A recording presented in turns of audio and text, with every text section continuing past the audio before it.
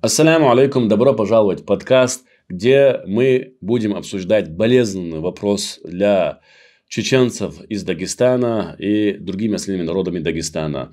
Это ауховская проблема, это одна из самых острых и до конца неразрешенных проблем. И наш гость, историк, специалист по Кавказу, исследователь памяти и репрессий Башлам Чимаев Маршуэлл.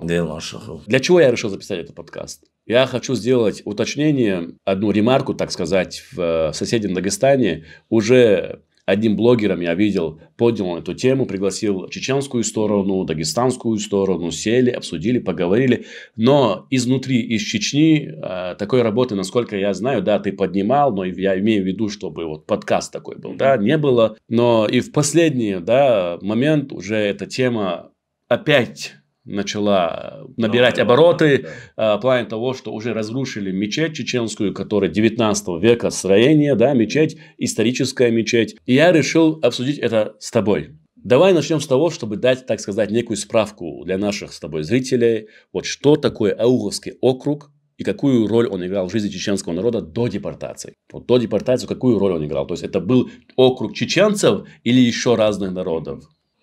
Ну, давайте тогда возьмем, раз мы говорим, возьмем 19 век, до того, как включили Аух или Ауховское наибство в состав Республики Дагестан. Это всегда была область, где проживали в процентном соотношении в основе своей чеченцы. Их мы называем ауховцами, чеченцы ауховцы называют. Некоторые, это очень болезненная тема, некоторые сегодня люди, которые хотят противопоставить чеченцев, ногчий народ из Чечни и дагестанских чеченцев, они начали называть их акинцами. Как будто отдельный народ. Как будто отдельный народ. Я по этому вопросу мы проводили, ты видел, да? Даже странным образом появилась на сайте госуслуг строка, когда ты ведешь регистрацию, чеченцы или же акинцы. Две строчки. Ни у кого. Даже в нашем регионе нету такого. Чтобы ты написал дагестанцы, а потом снизу написано было там аварцы, лезгины и так далее и тому подобное. Ну, вот такие курьезные вопросы возникают. Поэтому Ауховский район, который просуществовал и в советское время, конечно же, Ауховское наибство было присоединено к Республике Дагестан. Там есть свои моменты, свои нюансы. Забегать вперед мы пока не будем. У каждого своя версия, добровольно ли они вошли в состав или не добровольно. То есть республики в то время, Дагестанскую область. Это, конечно, оставим на потом. Надеюсь, со временем все станет ясно. Не потому, что у нас нету. Да, есть, но версии разные. А я не люблю обсуждать какие-либо версии до того, как точно подтвердятся документальным образом. Поэтому после, вы знаете, в 1943 году, кажется, если я не ошибаюсь, в 1943 году в советское время этот район назывался Ауховским районом. Просуществовал он недолго, потому что были репрессии против чеченского народа, депортации чеченского народа. Через год или два. В 1944 году. Да, в 1944, абсолютно верно. В 1943-1944 он просуществовал, депортация. И этот район переименовали, разделив этот район, переименовали 95% Навалакским и 2 селения Казбековскому району. То есть Ауховский район разделили на 2 части. 2 селения попали в Казбековский, остальные все ауховские села, они остались, назвали их Навалакским. Вот эта проблема, наверное, все-таки после того, как депортировали всех чеченцев, были заселены аварцами и лакцами. Проблема началась не с того, что там заселили, нет, проблема началась после того, как нас всех реабилитировали, в 1957 году вернули, появился в 90-х годах закон о реабилитации, и вот с того времени братья, соседи, мусульмане, аварцы и лакцы не хотят освобождать дома и земли наших братьев, ауховцев, то бишь чеченцев, на их родовых землях, где проживали их предки на протяжении 500 или 300 лет, называйте кто как хочет. Их ученые хотят принизить, конечно, аух, и говорят даже, что только вот в 18 веке. Но по имеющимся документам тот же Шейх Мурза Окотский, который проживал как раз-таки в области, исторической области Аух, на документах фиксировано 1558, если я не ошибаюсь. Это 16, да. Это уже, ну, в принципе, да, можно сказать.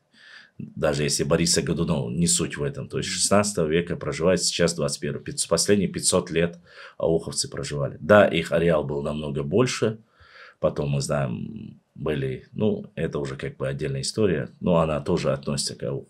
Давай тогда начнем, смотри, вот 1944 год, депортация, и вот как изменилась судьба после, да, уже ухода в 1944 году чеченцев, выселяют, кто именно? Мы же знаем, что Дагестан состоит из многих разных народов, кумыки, лезгины, аварцы, вот, какие именно на эти земли пришли народы, как их избирали вообще? Из горной части переселили в Ленинаул и Калининаул, это в основном алмакцы, аварцы, в остальные села лакцы. Большинство чеченских селений были заняты лакцами. Конечно же, есть разговоры, что некоторые и кумыки тоже заняли какие-то земли, но кумыки, насколько я знаю, я общаюсь и видел и общественные организации, и в интернете наблюдаю, и общаюсь с нашими братьями оттуда. Кумыки оставили, вернули все, что есть, и даже дали больше. Они приняли очень хорошо чеченцев, поскольку дома ни лакцы, ни аварцы не возвращают и не вернули. Есть очень много моментов, я хочу, чтобы вы понимали, твои зрители. Дело в том, что после принятия закона о реабилитации, точной суммы я называть не буду, но скажу так, был построен новый микрорайон, недалеко от Махачкалы. Это в каком году? Это нулевые, 2000-е годы, да, чтобы было понятно. Закон о реабилитации принят в 90-х годах. Там внутренний закон дагестанский, они тоже приняли, что да, это реабилитировано, нужно вернуть дома. По закону все, что нужно сделать, сделали. По закону федеральный центр для этого выделял огромные деньги. То, что происходило дальше в Дагестане, это пускай занимаются определенные спецслужбы, МВД и так далее и тому подобное, я не могу сказать. Но, как и говорил тот же блогер, который мы говорили, обсуждали ауховскую проблему, я тоже послушал, что они говорят. Они говорят, что там расхищение было. И так. Но, несмотря на это, был построен новый микрорайон. Люди могут переехать туда, никаких проблем нет. Насколько я знаю, возникла проблема. Дело в том, что когда они заселялись, я коротко веду людей, понимаю, вот заселяется семья. Мать, отец и 5 детей. Они занимают один дом, один двор чеченцев. За это время эти дети выросли. Из этих 5 это 5 новых семей, 5 новых ячеек. Эти люди говорят, мы пришли столько, если мы уходим, нужно 5 новых квартир или домов. Государство пошло на это и выдавало им. Потом они говорят, нет, за зеленые насаждения мы тоже хотим деньги. И на это государство пошло. Мы там на переезд нужно нам деньги. Потом уже начали говорить о том, что нужно платить за новые пристройки, которые мы сделали. Но Москва, как говорится, не резиновая и не дура. И прекратили это действие. Сказали, все, что мы вам выделили, достаточно для того, чтобы вы переселились. По той же информации, которую я как-то это рассказываю таким образом, да, чтобы было понятно людям. Все на документах зафиксировано, можете посмотреть, проверить. Когда начинаешь говорить, с той стороны что говорят? Вот, мол, дали дома взамен ауховцам, им дали участки и так далее и тому подобное. Однако в свободном доступе есть информация о том, сколько домов у чеченцев забрали и не вернули, сколько чеченцы-ауховцы сами выкупили свои дома. Допустим, из 3000 домов чеченцы выкупили почти что 400 домов сами. То есть те получили и квартиры, и дома, но все равно они выкупили у них, потому что те не уезжали, не оставляли дома и земли. По закону справедливо вернули, мне сказали 70 домов. Это те, кто бесплатно, как зашел и вышел, оставил дома. О земельных участках речи нет, само собой. Была проблема с мечетями, как раз таки они просили вернуть. Да, то, что они говорили. И некоторые такие нюансы с их историками, которые начали странным образом не обсуждать проблему о том, как можно было бы решить ауховский вопрос, который стоит с 90-х годов, а начали утверждать о том, что чеченский элемент, а точнее акинский элемент по их понятию, они пришлые, и что они там не должны, что все их насильственно переселил Сталин с гор, сжигая их, разрушая их дома. Дагестанцы. Дагестанцы сами начали. Ну, те люди, которые проживают в этих домах. Сейчас появились странные праздники, траурные дни. Они называются День переселения, насильственного переселения на ауховские земли и лакцев, и других. Хотя по документам, и каждый любой может увидеть, какое там было насильственное переселение. Есть где документы. Даниалов просит главный Москве, так сказать, сегодня, если с сегодняшним сказать, в федеральном центре просит определенное количество автомобилей, студебекеров, просит горюче-смазочные для того, чтобы можно было с горных районов привезти, переселить в дома и вглубь Чечни, и в Ведено, и в остальные места можно было. На что федеральный центр, точнее Москва, отказалась, сказала, что грузины, осетины и терские казаки, которые переселяются на чеченские земли или ауховские земли, ни у кого никто не просил, и мы им не давали, и вы обойдетесь без этого. То есть это уже показывает, что не было никакого насильственного переселения. Да, возможно, уничтожались их дома, я не спорю, наверное, чтобы там кто-то и возмущался, наверное, не хотел все-таки, это исконная их земля, то есть с гор их начали. Но назвать его там, в советское время не было ни одного митинга, ничего не было, мы против, что вас переселяете и так далее и тому подобное. Да, я слышал от некоторых исследователей, историков, что многие заболели после переселения в чеченские дома. То есть от перемены климата она была более влажная там, и так далее и тому подобное. Но и сами их исследователи рассказывают. У чеченцев, по сути своей, и у ауховцев нету проблемы с остальными 30 там, с лишним, там, 36, 37, там, 38. Есть конкретно проблема только с людьми, мы очень толерантны. Есть проблемы только с теми, кто заселился в эти дома и не отдает исконно дома этих чеченцев, их земли, там, где проживали их деды, всю жизнь жили. Вот проблемы только с этими людьми, Ахмад. Проблема еще в одном. По сегодняшний день максимально пытались принизить ауховцев. Но сегодня это уже вырвалось. И сегодня ауховцы начали на каждом совещании общественных организаций, там, где есть камеры, когда они пишут письмо или президенту России, или каким-то другим официальным лицам, они говорят: мы, ауховцы, нас 200 тысяч, и мы просим выполнить полностью закон о реабилитации, вернуть нам наши дома. Вот вся проблема только в этом. Я хочу сделать ремарку, Башлам. Дело в том, что когда я тебя специально спросил, чтобы уточнить для себя, вот, были ли те, кто, например, да, какие народы заселились, ты сказал, что кумыки тоже, но кумыки вернули дома. Да. Я хочу сейчас обратиться вообще к зрителям и тем горе-комментаторам, которые обычно начинают писать, скрываясь за клавиатурой. Когда говорится об определенных людях, почему-то начинают нас обвинять в том, что мы ненавидим целый народ, что мы ссылаемся на целый народ, что мы их не любим и так далее. Мы говорим про определенные личности, мы говорим про тех людей, которые сочиняют, про тех людей, которые нападают. Этот вопрос именно касается между ауховцами, да, чеченцами и тех людей, которые живут в домах по сей день, в чеченских домах. Никакого национального вопроса тут нет. Когда, я не хотел затрагивать эту тему, когда чеченофобка выступает и говорит, что у нее общего с грузинами больше у народа, вот с чеченцами никакого этноса, ничего нету общего, понимаете, мы говорим про чеченофобку, а не про целые народы.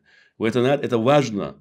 Вы обвиняете нас в том, что мы там националисты и так далее. Почему чеченцы должны молчать на вашу грязь? Почему чеченцы не должны отвечать? Почему чеченцы не должны защищать свои дома? Объяснения для тех людей нету нигде неприязни к целому народу. Есть определенное обращение к определенным личностям, которые несправедливо поступают. Башлам. И с точки зрения ислама, да, и с точки зрения законодательства Российской Федерации. Вот смотри, ты уже много, конечно, рассказал, но все равно для людей, да, которые не в теме, так сказать. Вот 1957 год. Возвращение чеченцев на родину. Так. Почему им не разрешили вернуться в родные земли? Имеется в виду ауховцам. Угу. Вот смотри, это противостояли те люди, которые были уже там, жили в домах. Что они им сказали? Либо советская власть... Я понял. Вопрос очень хороший. Конечно, можно было бы сказать, что все, ладно, что это вот Сталин, во всем обвиняйте Сталина. Но сегодня такая тенденция.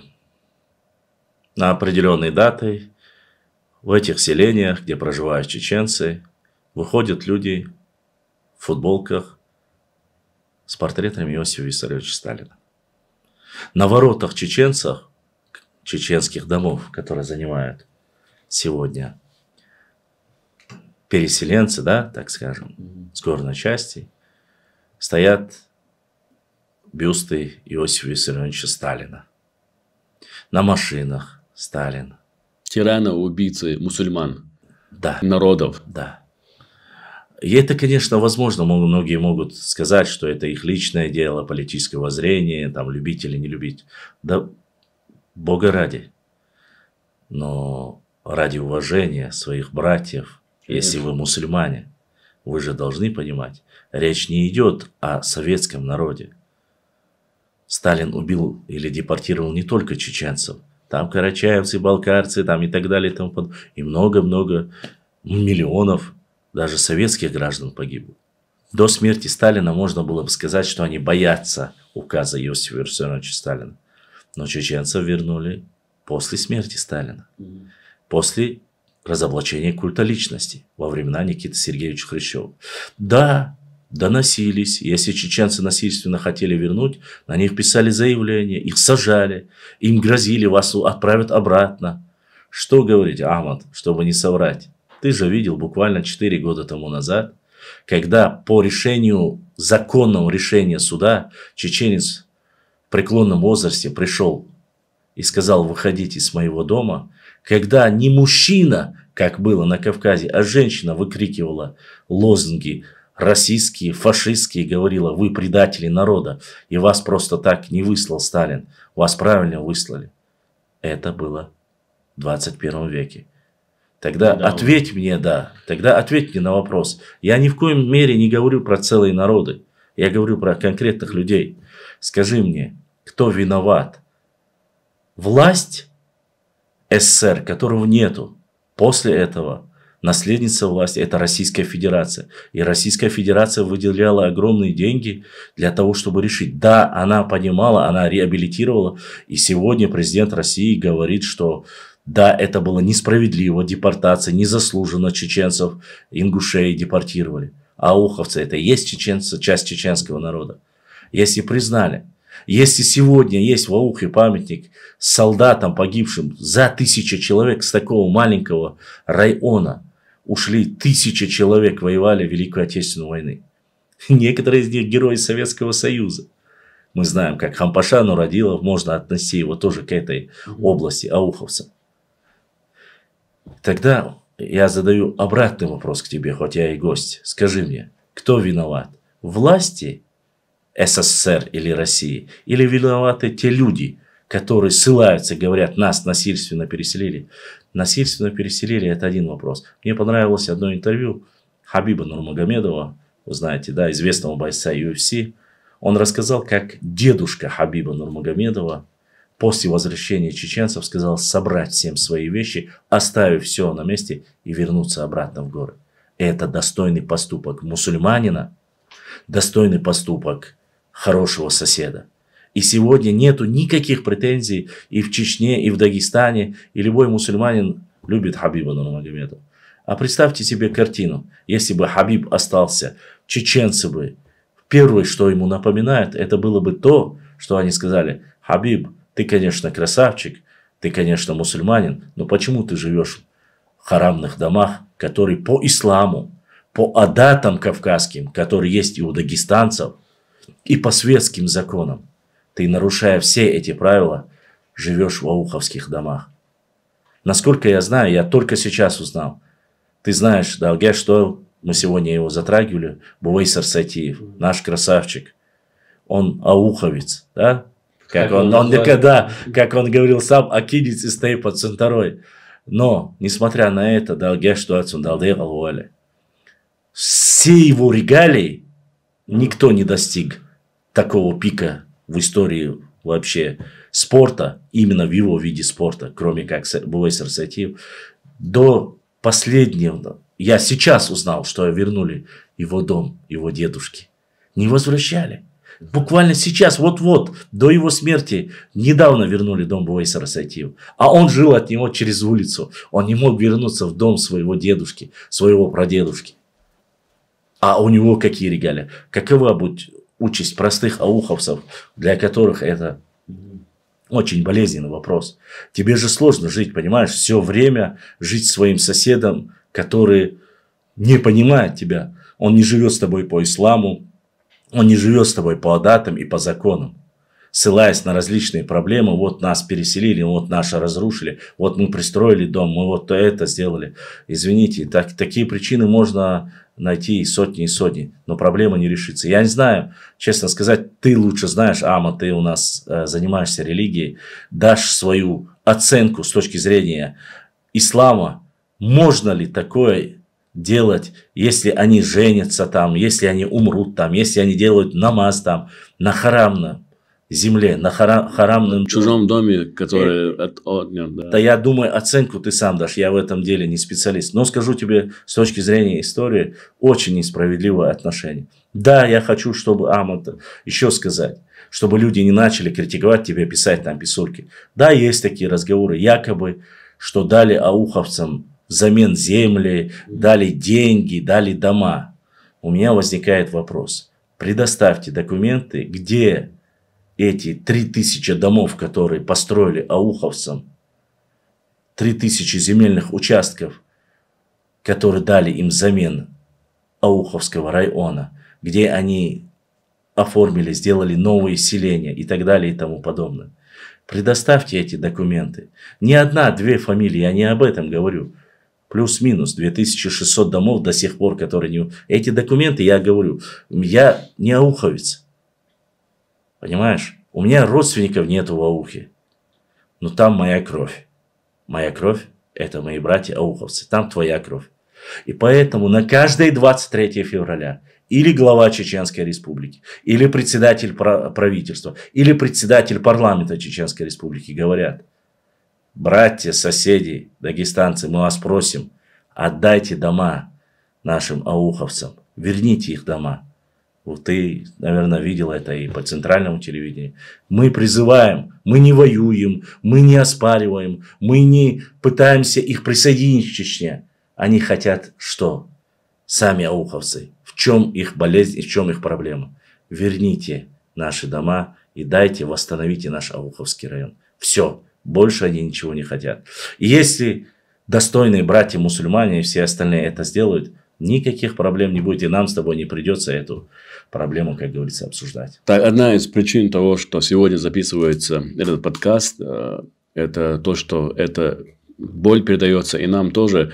Итак, я хочу от себя сделать заявление, что ауховский народ – это чеченский народ. Имеется в виду ауховские жители Ауха – это чеченский народ, и, соответственно, это часть нашего народа. И мы, тут живя в Чечне, ни в коем случае не отделяем, имеется в виду жителей, чеченцев. Сейчас будет такой вопрос, Башлам, чтобы было понятно, мы не претендуем ни на какие земли. Кроме своих, ауховские земли и так далее, внутри Дагестана остается аух. Дагестанских, да, чеченских дагестанцев, которые там живут, да, с Дагестана, просто вернуть земли. Не идет речь о том, чтобы передать эти земли чеченцам. Абсолютно верно. В составе Дагестана остается аухское, но никаких проблем нету. И, соответственно, это наша общая боль. Общая боль, потому что это часть нашего народа.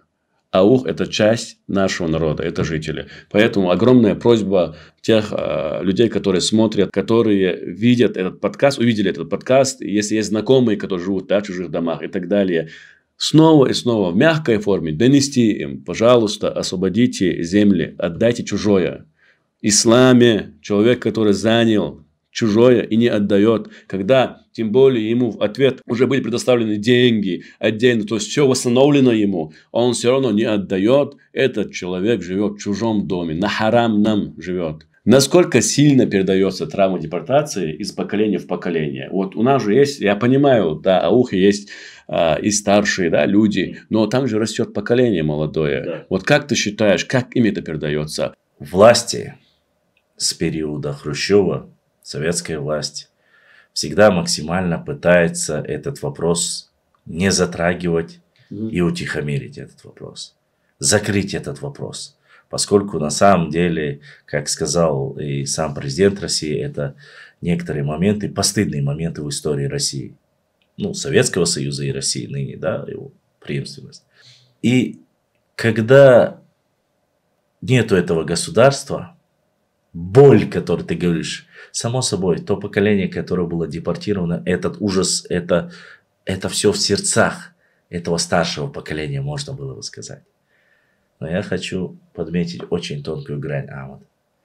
Вот эта грань и боль этих людей, которые были депортированы, сегодня из-за того, что не решен этот вопрос, переходит все новое и новое молодое поколение.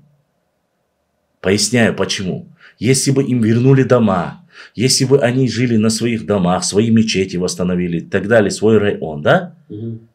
Эти люди бы, как сегодня новое поколение, даже у нас здесь, да, что бы мы ни говорили, и мы-то еще с тобой можем помнить, да, там 30-40 лет, вот к этому 20 лет, 18 лет, они уже знают из истории, что была депортация.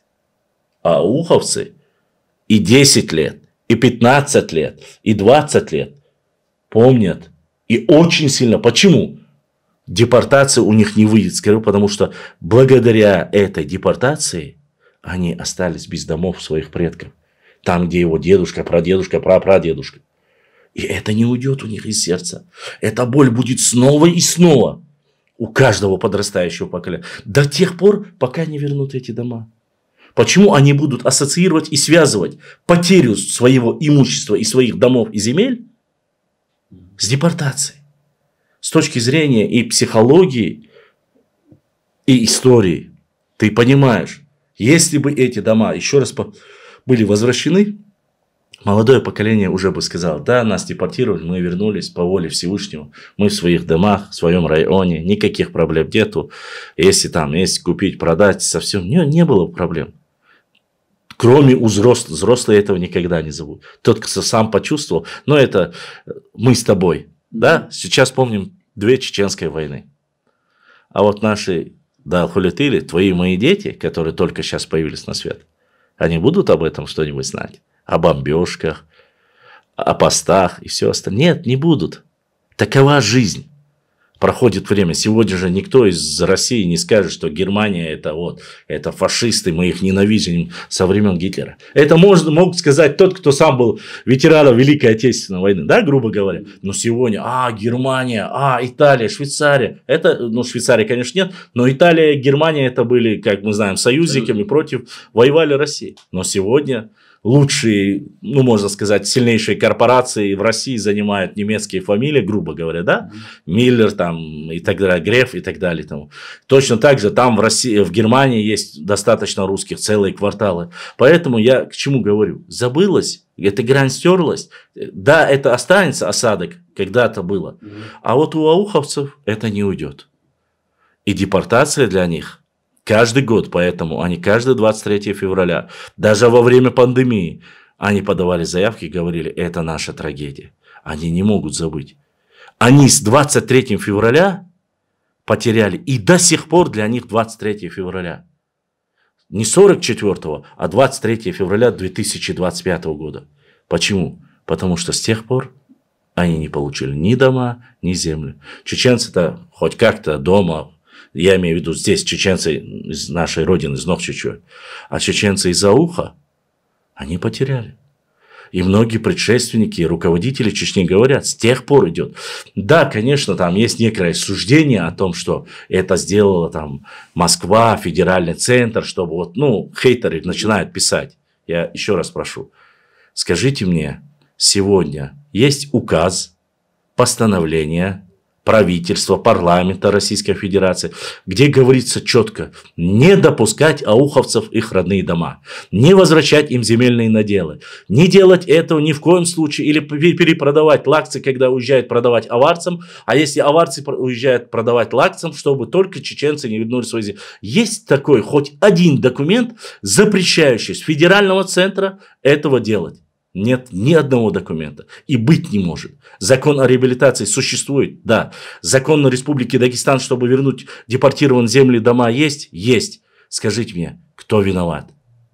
Алчность наших братьев-мусульман, и наша в том числе, или же Москва? В данной ситуации я не вижу никакой... Да, историческая несправедливость была, но нет Сталина сейчас. Нет такого государства, как ты указываешь. Сейчас остались мусульмане Республики Дагестана,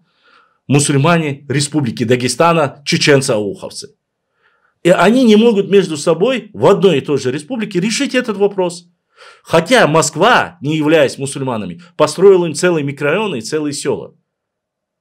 Кто запрещает? Вот у меня человека живущий, и мы сегодня, потому что это боль, это часть нашего народа, который проживает там на протяжении последних 100, 200, 500, 300 лет, да без разницы, проживает там и обливается сердце кровью.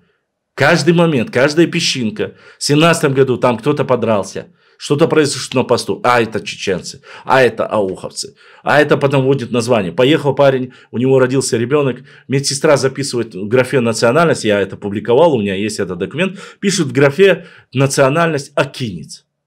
Нет такой нации и никогда не было. Ну зачем это? Ой, простите, я по ошибке. Нет, не по ошибке. Нет такой нации и никогда не было. Нет нации войнахи, нет нации акинцы, нет нации биноевцы, нет нации эхшбатоевцы. Мы все одни нохчи. Нахчи, если исторически правильно говорить. Но так получилось, что эта область вошла в состав Республики Дагестан. Еще раз повторяемся, никакой речи, высказываемой некоторыми нациками и теми людьми, чеченофобами, которые не хотят закрыть этот вопрос, они ссылаются на то, что якобы ауховцы отсоединяются, хотят создать район, там присоединиться. Никогда не было этого. Никогда. Речь шла четко и понятно. Вернуть название Ауховского района, вернуть дома. Все. В этом стремлении, с точки зрения и ислама, с точки зрения и законодательства, мы полностью поддерживаем наших братьев-ауховцев. Если же этот вопрос будет решен, и больше наши ауховцы, наши братья будут что-то говорить после этого, допустим, все вернули, и после этого они будут возникать, вот вы не возвращали, мы скажем, стоп, подождите. Это наши братья-мусульмане. Маслаат должен быть. Все, они вернули, никаких претензий нету. То, что было, закончилось по воле Всевышнего Аллаха. И мы станем вот тем самым средой маслаата между ними, там, допустим, или другими обществами, чтобы дальше этого не было. Вот такая идея, вот такие вот взгляды. Я думаю, что ты очень хорошо отметил. Конечно, никогда ни один чеченец нормальный не говорит о том, что нужно или отторгнуть, или даже там говорил, да, какие-то там молодые горячие головы там будут нести это, как создание великого Аваристана, там создание новой великой Кумыкии или великой Чечни. Вот такие горячие головы это нести будут? Нет. Сегодня есть субъект Федерации, Российской Федерации, Республика Дагестан и Республика Нохчичуа, Чеченская Республика. Все.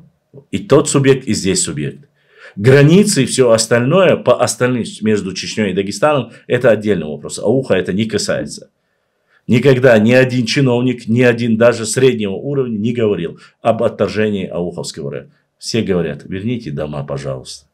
Верните их земельные наделы и их район. Они всегда были ауховцами. Это было наибство имама Шамиля со времен имама. Они же так сильно любят имама Шамиля.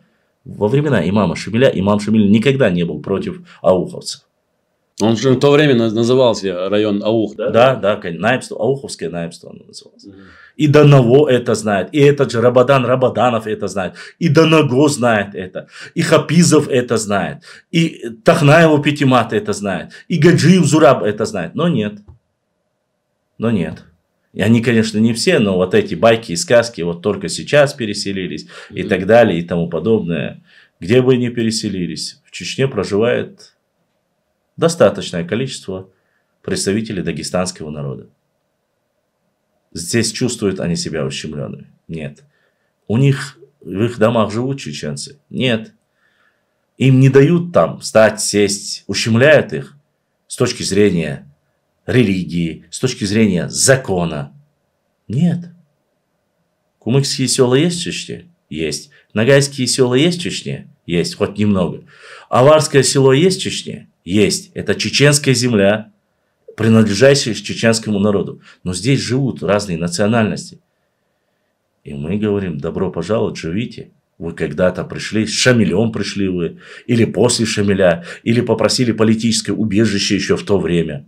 Там в 17, 18, 19 веке. Живите, никто вас не трогает. Ну, почему мы такие толерантными должны быть со всеми, а по отношению к части 200 тысяч, это же не маленькое. Ладно, они могут сказать, это чеченцы из Хасавюрта и все остальное. Ладно, окей. Пускай там проживает, там, грубо говоря, 1050 в Хасавюрте, 150 тысяч пускай. Пускай это будет 100 тысяч тех ауховцев. Но верните дома. В чем проблема? Все, между нами маслахат. Но, по крайней мере, я не видел видеообращений с чеченских земель дагестанцев, которые недовольны и кричат, что их ущемляют, или делают обращения, пишут заявления и так далее. Благодарю брата, который сказал, что почему ты говоришь акинцы, это нохчи, мы чеченцы. И вот он отметил благодарность ему.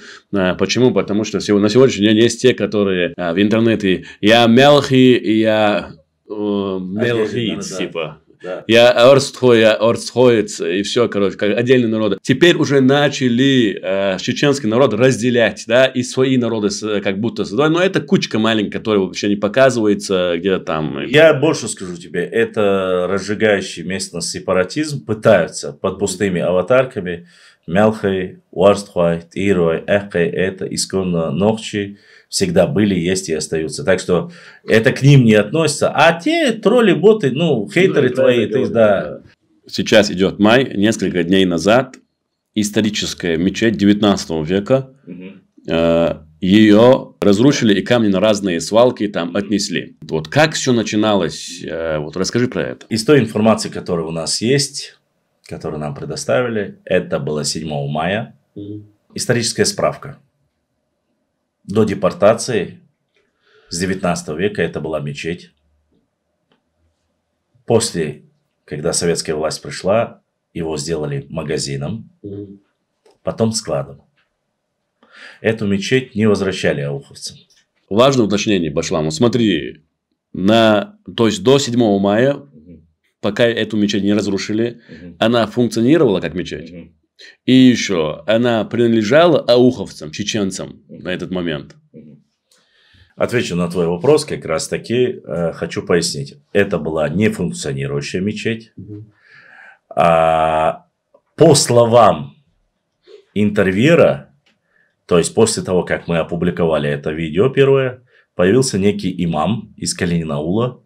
По его словам, эту мечеть, в кавычках, вернули, но чеченцы ничего не сделали. А теперь по интервью самого ауховца, который присутствовал, когда начали ее демонтировать, эту мечеть, они приехали, начали говорить и сказали, что это ауховская мечеть.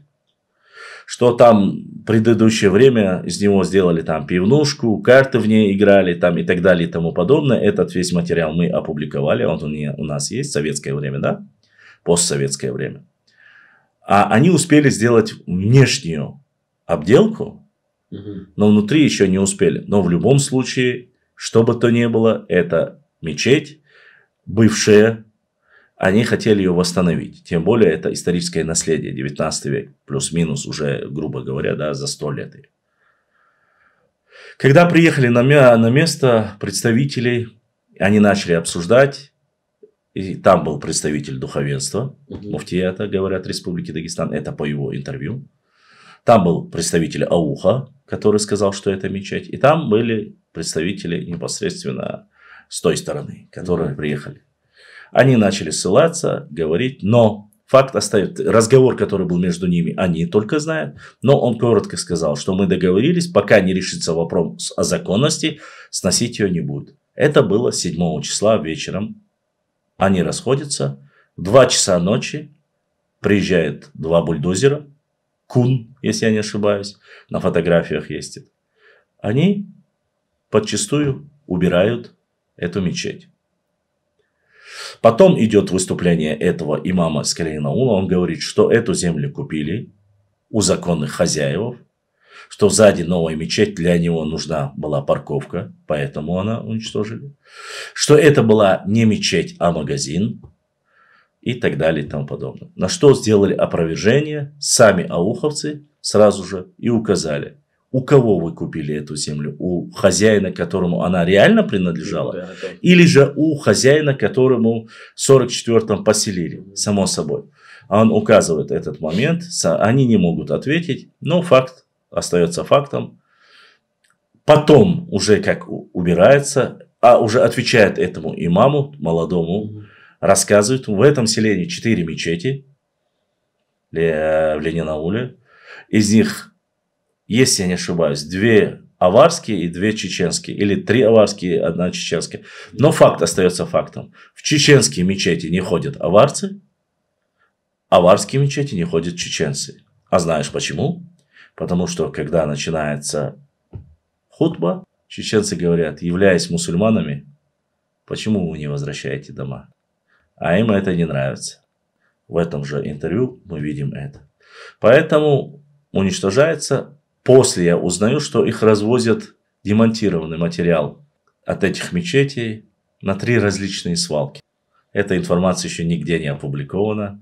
Ее нет. Даже на моем канале. Вот ты, как говорится, эксклюзив получаешь. В пятницу стихийно ауховские Берзлой, волки, ауховцы, ногчи находят эти свалки. С Рузба они все едут туда и собирают каждый камень с этой мечети, загружают их на свои КАМАЗы и увозят их. Я его не опубликовал. Этот материал не опубликован еще. Почему, поясню. Видать, там было как раз таки вчера, получается. Я опубликовал материал, мне прислали материал выступлений ко всем мусульманам мира. Ты, наверное, его видел, где они призывают и говорят о несправедливом отношении и так далее. После этого я узнаю, что заключается некое перемирие, должно быть шариатское решение. По информации, которая у меня есть.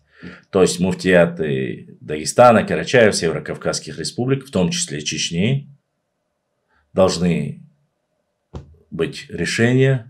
Насчет этой мечети, да? Насчет этой мечети. Если я правильно понимаю, правильность его, то, что убрали, не убрали и так далее. Ну, я с точки зрения в шариате не знаю, но вам, религиозным деятелям, это лучше знать. Но мне пояснили так.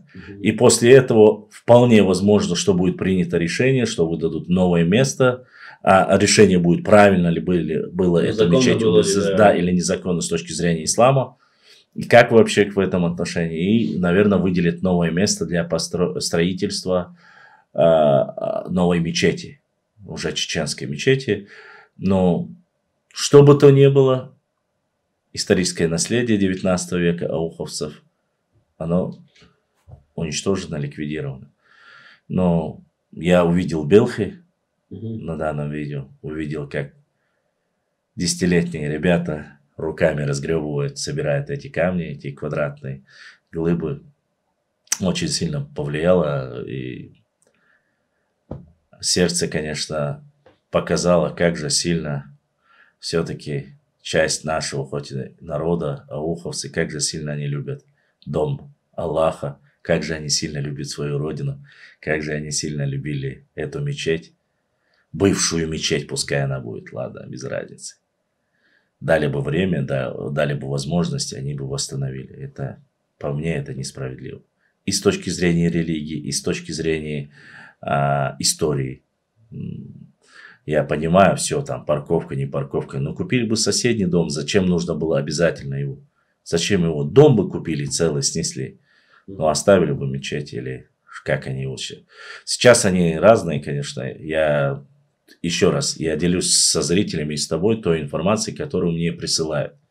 Сами жители делятся, взрослые люди, старейшины.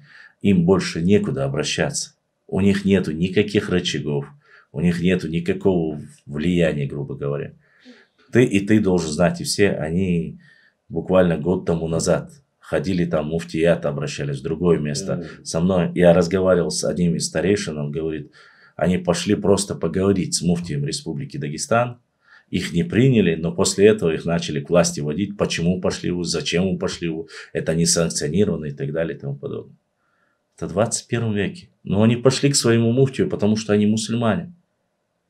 Мы все умма Мухаммада, пророка Мухаммада, саллаллаху алейхи вассалам. И он муфтий Республики Дагестан. Они же не в Чечню прошли к Салаху Межиеву. Они не к чеченскому президенту уже обращаются. Они пришли к своему муфтию Республики Дагестан встретиться, чтобы он дал, если я правильно понял, какое-то шариатское решение. Да, сегодня власть отделена от религии и так далее. Я это все понимаю. Но хотя бы с точки зрения религии, я не знаю, встретились они после или нет, но была такая ситуация. Это год тому назад вроде бы было. Такая ситуация, и люди говорят, мы уже... Но они взрослые люди, Ахмад, это эти люди, которые депортированы были. Им самим сложно ходить даже. И они до сих пор не могут вернуться в свои дома, на свои земли, не могут восстановить свои мечети. С чем бы это ни было, даже пивнушка, если это была, с точки зрения религии, если они отремонтируют, сделают его как было, это мечеть. И нигде это не сказано, что нельзя это реставрировать. Я по крайней мере, не слышал такого. Он из плетней в Африке, из деревяшек, из кукурузы делают мечети, молятся там. Больше ничего нету.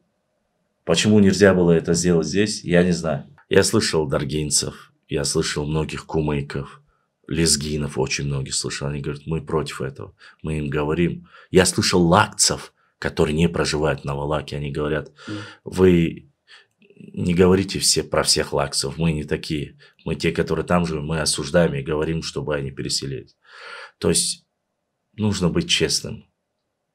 И те, кто не проживают аварцы в чеченских домах и на чеченских землях, они тоже осуждают это. Но прямо такого массового у них нету. Потому что есть какие-то националистические взгляды, те люди, которые принципиально занимаются подстрекательством этого вопроса. Аллах им судья. Я не буду никого называть, я думаю, прекрасно можете посмотреть выступления многих из них, вы увидите. Тот, кто подстрекает этот вопрос. Массового выступления нету. Почему? Из-за чего? Все зависит от каждого, сердца каждого человека. Хабиба хватило мужества это сказать. И всех людей, которые это сказали, мы от всего чеченского, нохчи народа говорим ему баркалла. Ты являешься истинным мусульманином, и ты на стороне правды и добра. И перед Всевышним Аллахом ты скажешь, я сам ничего не мог сделать, но я, по крайней мере, сказал, правду сказал. В этом вопросе. В судный день нас всех в любом случае, те, кто в этом вопросе был, я перед Всевышним Аллахом стану, я скажу, Всевышний Аллах, я Аллах, прости меня, но в этой стороне я занимал позицию добра и правды. по словам твоего любимого пророка Мухаммада, саллаллаху алейхи вассалям, я могу хоть это сказать, хоть какое-то оправдание у меня будет. И тех людей с той стороны Дагестана, кто это скажет и делом поможет, он тоже ему скажет: я был в вопросе на правильной стороне. Тот, кто это не делает, его ждет участь того, кто был на стороне несправедливости. Да простит нас Всевышний Аллах всех и каждого, но массового сознания в том, чтобы этот вопрос изменить, это идет с 90-х годов. Все это знают. Закон о реабилитации как приняли. Я думаю, с тех пор можно было этот вопрос решить. Прошло без малого 40 лет. Аман. 25 лет – это одно поколение. Осталось 10 лет, чтобы сменилось 2 поколения. 2 поколения проживания на харамных землях, харамных домах и так далее и тому подобное. И последний вопрос. Какое бы ты обращение сделал и старейшинам, да, и молодому поколению со стороны как и чеченцам, и со стороны как дагестанцам? Чтобы можно было бы сказать или пожелать, чтобы был маслахат. Чеченцам я хочу, чтобы, как всегда было от наших предков, чеченцам из Нохчичуэ в первую очередь, а это есть разное. Разное чеченцам из Нохчичуэ и чеченцам из Ауха. Чеченцам из Нохчичуэ я скажу, чтобы был собор, иман, и чтобы они 100% поддерживали часть своего народа. В благом. В благом. Довести до средств массовой информации, поддержать словом, лайк поставить, там под твоим постом там написать: мы поддерживаем так-то, так-то, хорошими вещами. Приводить им хадисы, приводить и так далее и тому подобное. Что харамное не дозволено и все остальное. Все в рамках, в первую очередь, в рамках ислама, в рамках законодательства Российской Федерации. Что касается ауховцам и чеченцам Ауха. Хочу на родном одно слово скажу, 2 слова. Дала иман собор вуэлшун. Хархами вижри. Аухай. Вам за ваше терпение, за вашу справедливость, иншаллах, воздастся. И без всякого сомнения. Пройдет хоть 1000 лет, но ауховцы вернутся в свои дома, и будет возрожден Ауховский район. В рамках, как говорится, субъекта Республики Дагестан. Это я пожелаю и скажу ауховцам. Можно верить, может нет, но обязательно, иншаллах, это будет. Что касается дагестанцев, не дагестанцев, а тех людей, наверное, кто проживает в этих домах, я скажу так. Братья, мусульмане, если в вашем сердце осталась хоть капелька имана, ислама, адатов от ваших предков, достойных, гордых, чтобы этот вопрос решить, все зависит от вас. Просто верните им дома, их земли, переселитесь на новые места, где вам выделили и земли, и дома. Оставьте харамное, возьмите халяльное. И Аллах вам в десятки раз воздаст за то, что вы поступили так. И не будет между нами никаких проблем между соседями. Заживем лучше, чем жили. Ни федеральный центр, ни другие, никто не сможет вас упрекнуть после этого ни в чем. Мы в мире и согласии будем жить. И это является благом и маслахатом. Сейчас на самом деле решение этого вопроса только в руках тех людей, кто проживает в этих домах и в этих землях. Все зависит от них. Мы не говорим там сколько, 3 миллиона, 4 миллиона Дагестана. Мы не говорим за всех. Мы конкретно говорим про этих людей. С любовью, уважаемо, относимся и к лезгинам, и кумыкам, и даргинцам, и нагайцам, и тем аварцам, и лакцам, которые живут у себя дома, в горах, в своем районе. Никаких претензий нет.